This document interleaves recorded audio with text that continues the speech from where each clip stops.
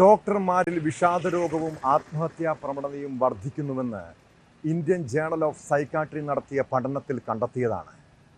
Indian ഡോക്ടർമാരിൽ 30% പേർക്ക് വിഷാദരോഗമുണ്ടെന്നും ഇതിൽ 17% പേർ ജീവിതം അവസാനിപ്പിക്കണമെന്നും ആലോചിച്ചവരാണ്.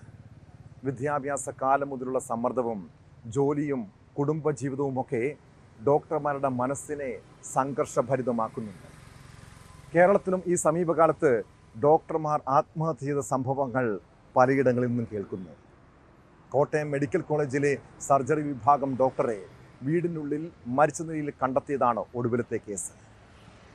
വെള്ളൂർ സ്വദേശി ഡോക്ടർ ജൂബേൽ ജെ കുന്നത്തൂരിനെ കിടപ്പുമുറിയിൽ തൂങ്ങി മരിച്ച നിലയിലാണ് കണ്ടത്.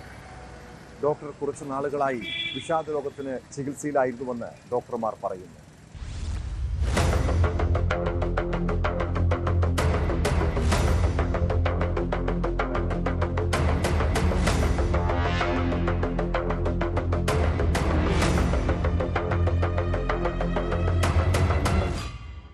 ഡോക്ടർ ജൂബേലും മാതാപിതാക്കളും മാത്രം താമസിക്കുന്ന വീട്ടിലാണ് സംഭവം നടന്നത്.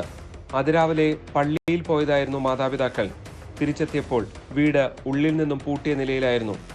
പലതവണ വിളിച്ചെങ്കിലും വാതിൽ തുറക്കാതെ വന്നതോടെ നാട്ടുകാരുടെ സഹായത്തോടെ വാതിൽ പൊളിച്ച് ഉള്ളിൽ കയറിയപ്പോഴാണ് കിടപ്പുമുറിയിൽ തൂങ്ങി നിൽക്കുന്ന നിലയിൽ ഡോക്ടറെ കണ്ടത്. ഉടൻ തന്നെ തൊട്ടടുത്തുള്ള സ്വകാര്യ ആശുപത്രിയിൽ എത്തിച്ചെങ്കിലും മരണം സ്ഥിരീകരിക്കുകയായിരുന്നു. കോട്ടയം മെഡിക്കൽ കോളേജിലെ സർജറി വിഭാഗത്തിൽ അസിസ്റ്റന്റ് പ്രൊഫസറായിരുന്നു ഡോക്ടർ ജൂബേൽ ജെ കുന്നത്തൂർ. ഡിപ്രഷന് മരുന്ന് കഴിച്ചിരുന്നതായി പോലീസിന് സൂചന ലഭിച്ചിട്ടുണ്ട്. പോസ്റ്റ്മോർട്ടം പരിശോധനയിലൂടെ മരണകാരണം സംബന്ധിച്ച് അന്തിമ വ്യക്തത വരുത്താനാണ് പോലീസിന്റെ തീരുമാനം.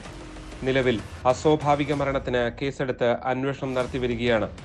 ഇദ്ദേഹത്തിന്റെ ഭാര്യ കോയമ്പത്തൂരിൽ MDക്ക് പഠിക്കുകയാണ്. മകൾ തൊടുപുഴയിൽ ജൂബേലിന്റെ ഭാര്യ വീട്ടിലാണുള്ളത്.